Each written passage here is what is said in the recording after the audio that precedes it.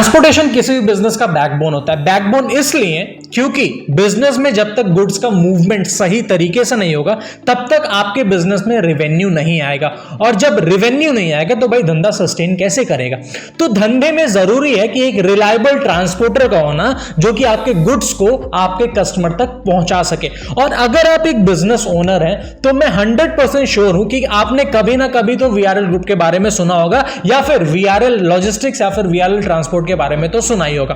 तो आज के इस पर्टिकुलर वीडियो में हम लोग बात करने वाले हैं VRL ग्रुप के बारे में कि VRL ग्रुप शुरू कैसे हुआ और आज के समय में इतना बड़ा ये बन चुका है कि इनका जो प्रेजेंस है ना वो इंडिया के लगभग 23 स्टेट्स में ये लोग प्रेजेंस है। 23 स्टेट्स में इनका प्रेजेंस है, 800 से ज्यादा इनके ब्रांचेस हैं और लगभग 17 से 18 इनके हब्स हैं। हब्स वो जगह होते हैं जहां से गुड्स का डिस्ट्रीब्यूशन होता है अलग अलग लोकेशंस पे, अलग अलग ब्रांचेस पे। तो ये वीडियो काफी इंटरेस्टिंग होने वाला और सीखने के लिए बहुत कुछ है इस वीडियो में। तो मेक श्योर कीजिएगा कि आप इस वीडियो को एंड तक देखिए, बिकॉज जब आप एंड तक देखोगे तभी आपको चीजें समझ में आएंगी, और जब चीजें आपको समझ में आएंगी तभी आप उन चीजों को इंप्लीमेंट कर पाओगे। तो वीडियो काफी इंटरेस्टिंग होने वाला है। इसमें हम लोग जानेंगे कि VRL शुरू कैसे हुआ और धीरे धीरे ग्रो कैसे हुआ, क्या क्या चैलेंजेस था और काफी सारी चीजें।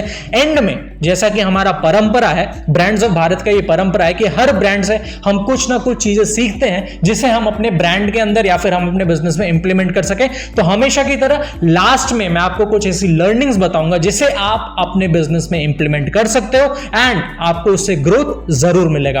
तो कहानी की शुरुआत करते हैं शुरुआत से। बात है लगभग 1950 की, 1950s के अराउंड। इस समय पे विजय संकेश्वर जी का जन्म हुआ था। जन्म से लगभग 16 साल की जब इनकी उम्र हुई थी तो इन्होंने अपने फैमिली बिजनेस को ज्वाइन किया। इनका फैमिली बिजनेस बेसिकली क्या था, वो प्रिंटिंग का बिजनेस था, प्रिंटिंग प्रेस था, जहां पे ये लोग मैगजीन्स, कॉपीज, नोटबुक्स वगैरह कर्नाटक यूनिवर्सिटी के लिए बनाया करते थे। ये इनके पिताजी का बिजनेस था और ये काफी अच्छा बिजनेस था, चलता था अच्छा खासा। जब ये 16 साल के हुए, लगभग 1966 के अराउंड, इन्होंने अपना फैमिली बिजनेस ज्वाइन किया। वहां पे ये जाते थे और देखते थे कैसे काम होता है, बिजनेस कैसे चलता है, सारी चीजें। जब 2-3 साल इन्होंने अपने बिजनेस में इंप्लीमेंट किया तो इन्हें कुछ कमियां दिखी अपने प्रिंटिंग प्रेस वाले बिजनेस में। वो क्या था, एफिशिएंसी नहीं थी और चीजों को सही तरीके से करने के लिए मतलब मशीनरीज अवेलेबल नहीं थी। तो लगभग 3 साल बाद जब ये 19 साल की उम्र हुई इनकी, तो उन्होंने लगभग 2-2.5 लाख रुपए की इन्होंने अपनी मशीनरीज अपने प्रिंटिंग प्रेस के लिए लाई। जब मशीनरीज इन्होंने अपने प्रिंटिंग प्रेस में लाई तो उससे इनको क्या दिखा और इनके पिताजी को क्या दिखा कि अब एफिशिएंसी आ गई और प्रोडक्शन पहले से ज्यादा तेजी से होने लगा, जिससे कि अल्टीमेटली इनके जो प्रिंटिंग प्रेस थी उसके प्रॉफिट्स बढ़ने लगे, चीजें काफी अच्छी चल रही थी। बट विजय संकेश्वर जी को ना कुछ अपना करना था। ये चाहते थे कि ये कुछ अपनी, जैसे इनके पिताजी का बिजनेस था, वो नहीं चाहते थे कि इनके पिताजी की क्रेडिबिलिटी इनके साथ जुड़े, वो ये नहीं चाहते थे।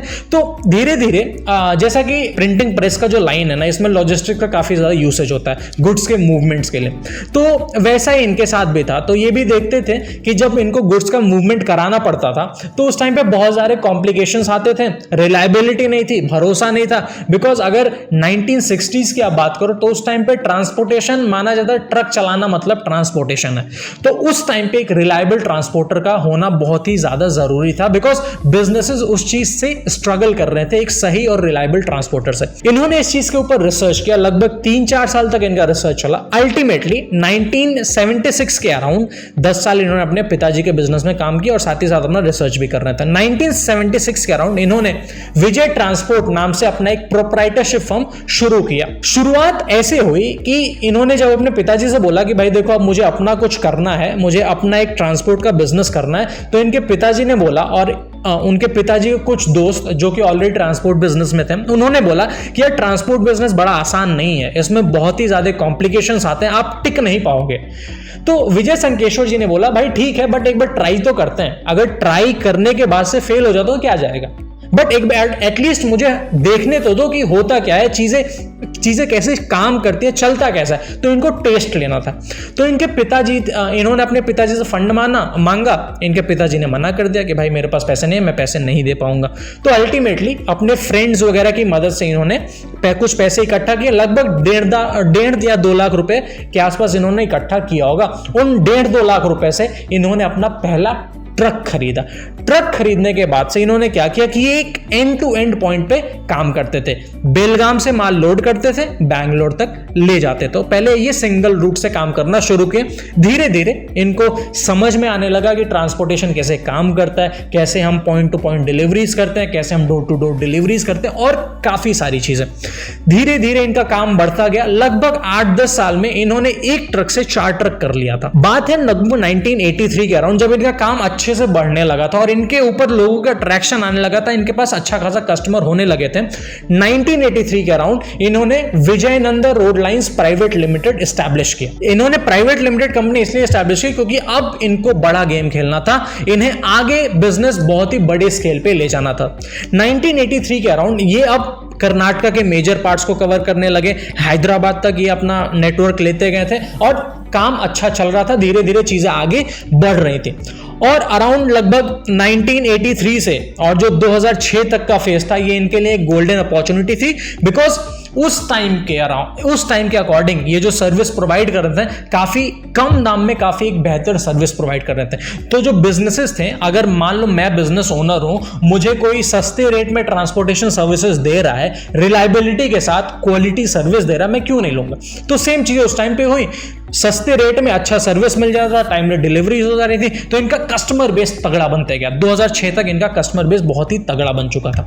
2006 में एंट्री हुई आनंद संकेश्वर की, जो कि विजय संकेश्वर जी के बेटे हैं। 2006 में इन्होंने ज्वाइन किया और उस टाइम पे फिर इनको अपना बिजनेस थोड़ा एक्सपैंड करना था, तो उसके लिए इन्होंने एक्सटर्नल इन्वेस्टर्स को लाया अपनी कंपनी में, जहां से इन्होंने फंड्स वगैरह इकट्ठा किए। उस टाइम पे शुरुआत हुई और वही same company Vijayananda road lines private limited को कन्वर्ट कर दिया गया VRL लॉजिस्टिक्स लिमिटेड और यहां से मेन गेम प्लान होना शुरू हुआ। इनके पास इस टाइम तक लगभग 1000 ट्रक्स के आसपास ये खुद जो VRL ओन करता था, ओन्ड ट्रक्स इनके पास थे। शुरुआत से ही विजय संकेश्वर जी बिलीव करते हैं कि अगर आपके बिजनेस में आपके पास पूरा कंट्रोल है, यानी कि ट्रक्स भी आपके हैं, मेंटेनेंस वाले भी आपके हैं, फैब्रिकेशन भी आप ही का है, मतलब फैब्रिकेशन मतलब जो ट्रक्स की बॉडी वगैरह जो बनाने का काम होता है अगर आपका है, तो आप कॉस्ट में बहुत ज्यादा कंट्रोल ला सकते हो। तो लगभग 2006 तक इनके पास 1000 ट्रक्स के आसपास थे, काम अच्छा खासा चल रहा था। धीरे धीरे बातें आगे बढ़ती गई और आज के समय में इस कंपनी के पास लगभग 5000 फुल्ली ओन ट्रक्स हैं। आउटसोर्स नहीं, आउटसोर्स में तो बहुत सारी कंपनीज काम करती हैं, आप सेफ एक्सप्रेस ले लो, गति ले लो, बहुत सारी कंपनीज हैं, but fully own trucks 5000 VRL logistics own करता है। So that's a very big thing. तो अराउंड 2006 में इन्होंने VRL लॉजिस्टिक्स लिमिटेड का इन्होंने एस्टैब्लिशमेंट किया। 2015 के अराउंड इनका IPO आया। IPO बहुत ही अच्छा रिस्पॉन्स था IPO का, 74 टाइम्स ओवर सब्सक्राइब हुआ था, मतलब कि लोगों ने इंटरेस्ट दिखाया इनके बिजनेस में। ये थी अच्छी बातें। अब हम बात करते हैं कि इनको प्रॉब्लम्स क्या क्या आई। देखो, बिजनेस शुरू हुआ था 1976 के अराउंड। जब शुरुआत हुई तो शुरुआत में ना लॉसेस काफी ज्यादा आए थे। ऑल्दो ये लेस प्राइस ऑफर करते थे, बट लेस प्राइस के साथ साथ ना, क्योंकि धंधा को अगर चलाना है तो प्रॉफिट्स आने हैं, और लेस प्राइस पे अगर आप ऑपरेट करोगे, आपके पास वॉल्यूम नहीं है, तो आपके पास प्रॉफिटेबिलिटी नहीं होगी। तो इनको काफी सारा नुकसान भी हुआ शुरुआत में, बट धीरे धीरे आगे वो चीजें रिकवर होती गई। दूसरा जो प्रॉब्लम आया ना कि इनके पास टेक्नोलॉजी नहीं था। टेक्नोलॉजी यानी कि मतलब वो चीजों को ट्रैक नहीं कर पा रहे थे और धीरे धीरे मतलब सारी चीजें हाथ में नहीं रह रही थी। अगर आपको सारी चीजों को कंट्रोल चाहिए तो आपके बिजनेस में टेक्नोलॉजी का इंप्लीमेंटेशन चाहिए। तो इन्होंने उस चीज को भी ओवरकम किया। इन हाउस इन्होंने टेक्निकल टीम बैठाई जो कि ERPs वगैरह, जियो टैगिंग वगैरह, ट्रक्स की ट्रैकिंग वगैरह के लिए सारे सॉफ्टवेयर सब चीज उन्होंने इन हाउस बनाना शुरू किया। तो जो टेक्नोलॉजी का हर्डल था उसे इन्होंने ओवरकम किया। आगे चल के और हर्डल क्या आया कि मेंटेनेंस वगैरह का हर्डल आता था कि भाई ट्रक कहीं खराब हो गया, ये सारी चीजें, ट्रक की बॉडी बनवानी, सारी चीजों का ये भी हर्डल्स एक था। तो उसके लिए इन्होंने इन हाउस फैब्रिकेशन टीम भी बना दी। आज के समय में हुबली में इनका सबसे बड़ा मेंटेनेंस वर्कशॉप है ना, हुबली में इनका प्रेजेंट है, जहां पे एक साथ ये काफी सारे ट्रक्स, लगभग 300-400 ट्रक्स ये एक बार में उसकी मतलब रिपेयर्स वगैरह कर सकते हैं। तो इतना बड़ा इन्होंने अपना अंपायर खड़ा कर दिया। तो शुरुआत तो काफी अच्छी थी, बीच में हर्डल्स आए, हर्डल्स को इन्होंने रिकवर किया। आज के समय में ये जो पर्टिकुलर कंपनी है, शुरुआत में मैंने आपको बताया कि 23 स्टेट्स में प्रेजेंट है।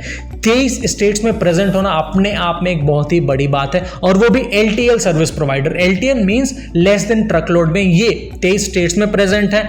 इनके पास 800 से ज्यादा ब्रांचेस हैं। लास्ट ईयर इनके बेटे ने ये कमिटमेंट किया कि आगे आने वाले 1-2 साल में हम लोग 1500 एडिशनल लोकेशंस में हम लोग प्रेजेंट रहेंगे।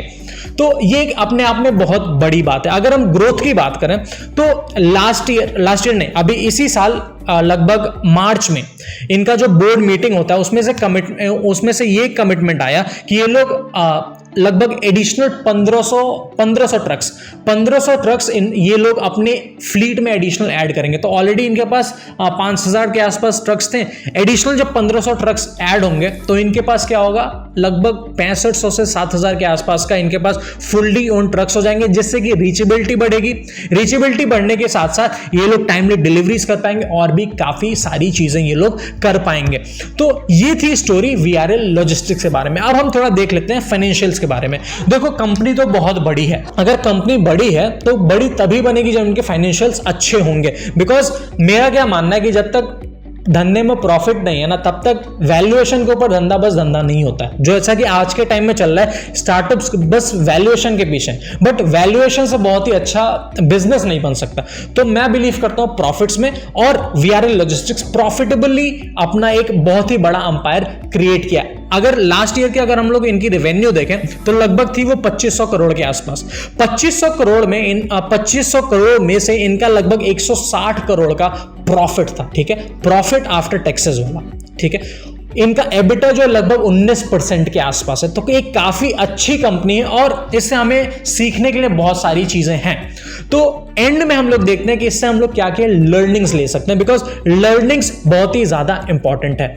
इससे सबसे पहली लर्निंग जो हम लेते हैं ना, कि ऑलवेज स्टार्ट स्मॉल। आपको शुरुआत में बहुत ही फैंसी तरीके से स्टार्ट नहीं करना, बिकॉज जब आप बिजनेस स्टार्ट करते हो ना तो आपको बहुत सारी चीजों का नॉलेज नहीं होता है। जैसा कि मैं भी अपने बिजनेस में हूं, बट मैं एक्सपर्ट नहीं हूं, मैं बस चीजों को एक्सप्लोर कर रहा हूं। तो शुरुआत आपको स्मॉल करना है, छोटे से स्टार्ट करो, चीजों के एक्सपीरियंस करो एंड फिर धीरे धीरे आप स्केल अप करो। अगर आप VRL का देखिए, 1976 में इन्होंने एक ट्रक के साथ शुरुआत किया। आज के समय में लगभग इनके पास 6500 से लेकर 7000 ट्रक्स के आसपास इनके पास ओन्ड है। तो एक ट्रक से 7000 तक का सफर इन्होंने लगभग पिछले 40-45 साल में कवर किया है। सबसे पहली लर्निंग है स्टार्ट स्मॉल।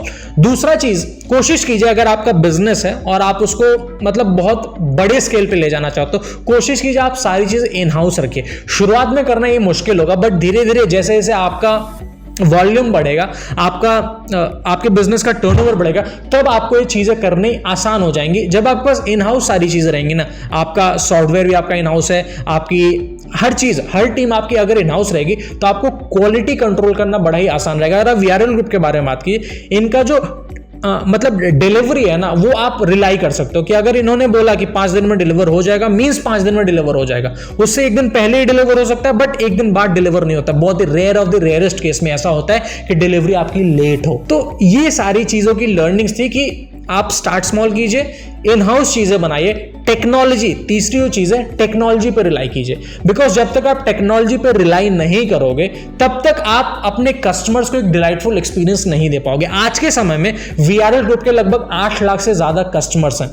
8 लाख से ज्यादा कस्टमर इनके साथ इसीलिए जुड़े हुए हैं क्योंकि VRL हरदम कोशिश करता है कस्टमर्स को अपने डिलाइट करे, एक एक्सेप्शनल सर्विस डिलीवर करे अपने कस्टमर्स के लिए, ताकि वर्ड ऑफ माउथ से इनके पास और भी कस्टमर्स आ जाए। ऑल्दो B2B में वर्ड ऑफ माउथ काफी ज्यादा अच्छा काम करता है, तो इनके पास मेजॉरिटी ऑफ द कस्टमर जो आते हैं वो वर्ड ऑफ माउथ से ही आते हैं।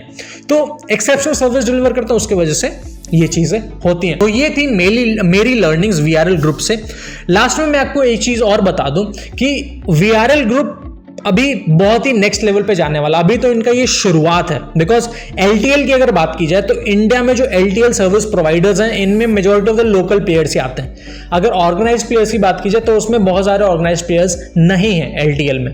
तो आगे चल के LTL का ही गेम है, बिकॉज छोटे बिजनेसेस कम लोड ही भेजा करते हैं अपने कस्टमर्स के पास। तो LTL में एक काफी बड़ी अपॉर्चुनिटी है।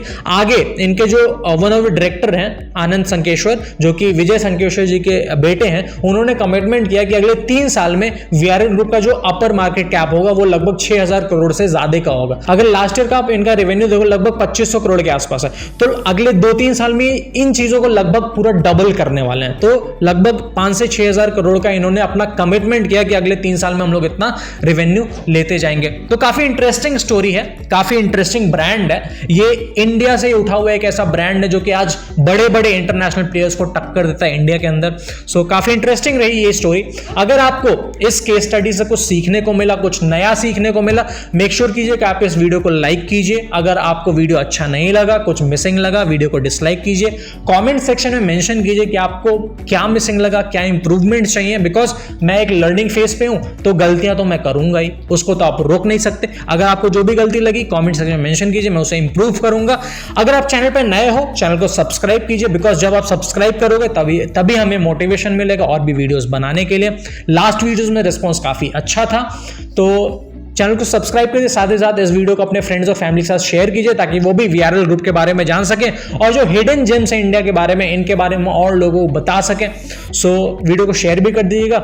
So this was all from my side. मिलते हैं अगले किसी नए एजुकेशनल और बिजनेस वीडियो के साथ। Till then keep learning and keep earning. Bye bye, take care.